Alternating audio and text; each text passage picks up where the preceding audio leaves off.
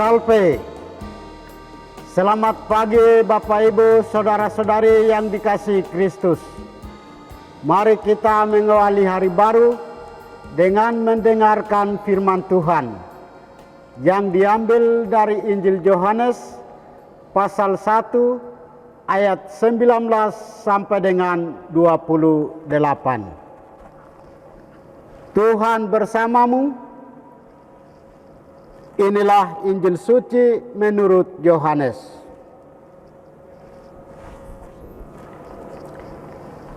Inilah kesaksian Yohanes ketika orang Yahudi dari Yerusalem mengutus kepadanya beberapa imam dan orang-orang Lewi untuk menanyakan kepadanya, "Siapakah engkau?" Yohanes mengaku dan tidak berdusta. Katanya, "Aku bukan Mesias." Lalu mereka bertanya kepadanya, "Kalau begitu, siapakah engkau? Elia?" Yohanes menjawab, "Bukan." "Engkaulah nabi yang akan datang?" Ia pun menjawab, "Bukan." Maka kata mereka kepadanya, "Siapakah engkau? Sebab kami harus memberi jawab kepada mereka yang mengutus kami. Apakah katamu tentang dirimu sendiri?" Jawab Yohanes, "Akulah suara orang yang berseru-seru di padang gurun. Luruskanlah jalan Tuhan, seperti yang telah dikatakan Nabi Yesaya." Di antara orang-orang yang diutus itu ada beberapa orang Farisi. Mereka bertanya kepadanya, "Mengapa engkau membaptis, jikalau engkau bukan Mesias, bukan Elia, dan bukan Nabi yang akan datang?" Yohanes menjawab kepada mereka, "Aku membaptis dengan air, tetapi di tengah-tengah kamu berdiri Dia yang tidak kamu kenal, yaitu Dia yang datang kemudian daripadaku. Membuka tali kasutnya pun aku tidak layak." Hal ini terjadi di Betania yang seberang sungai Yordan, di mana Yohanes membaptis orang. Demikianlah sabda Tuhan.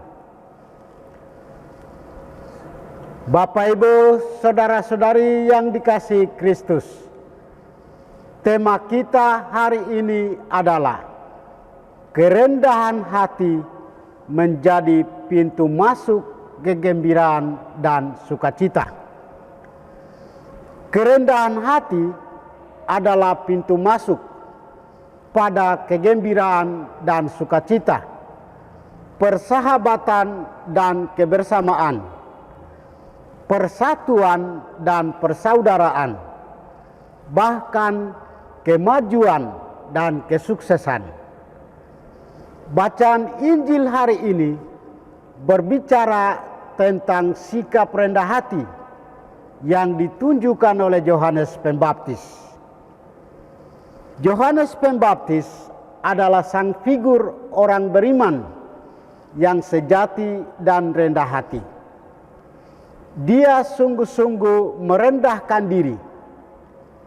Ketika ditanya apakah dirinya seorang Mesias yang dinanti-nantikan, dia menjawab dengan sangat rendah hati, "Akulah suara orang yang berseru-seru di padang gurun.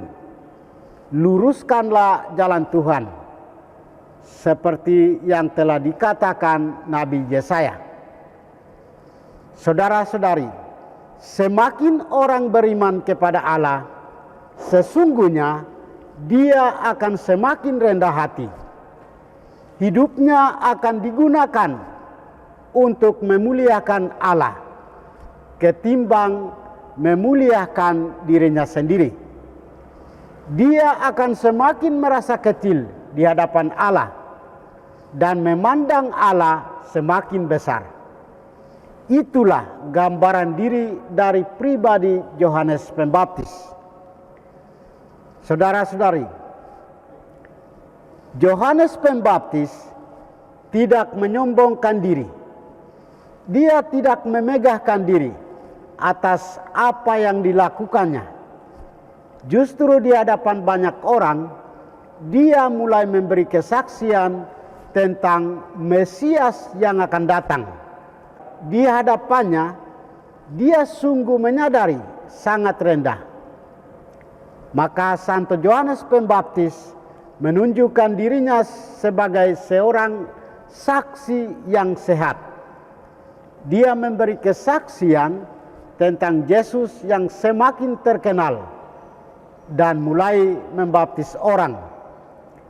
Di hadapan dia, Yohanes Pembaptis menyadari keberadaannya dan siapa dirinya yang sesungguhnya. Untuk itu, di lain tempat, dalam semangat kerendahan hati, dia mengatakan, ia harus semakin besar, tetapi aku harus semakin kecil. Salah satu buah dari pengolahan hidup rohani adalah kerendahan hati. Semakin memiliki hidup rohani yang mendalam dan semakin dekat dengan Tuhan, sesungguhnya orang semakin rendah hati. Dia akan semakin menyadari dan merasakan bahwa di hadapan Tuhan dirinya sangat kecil dan tak berarti apa-apa. Saudara-saudari, karya pelayanan yang dilakukan apapun semata-mata hanya untuk kemuliaan Tuhan. Itulah gambaran pribadi Yohanes Pembaptis. Yohanes Pembaptis adalah pribadi yang hidup rohaninya sangat mendalam.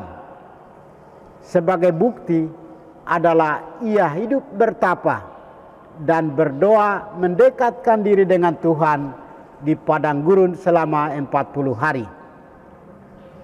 Bagi kita saat ini, kita diajak untuk mengikuti teladan Yohanes Pembaptis.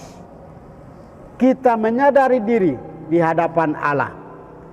Kita perlu bertanya bahwa siapa kita di hadapan Allah. Di hadapan Allah kita hanyalah seorang hamba, seorang yang hanya bertindak berdasarkan perintahnya, seorang yang mau dan terus mentaati dan menjalankan apa yang dikehendaki Sang Tuhan. Saudara-saudari, Injil hari ini mengingatkan kita pada hal tersebut di atas.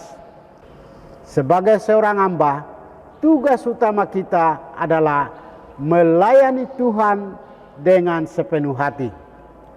Hal ini merupakan bagian dari kewajiban dan tanggung jawab yang harus kita laksanakan.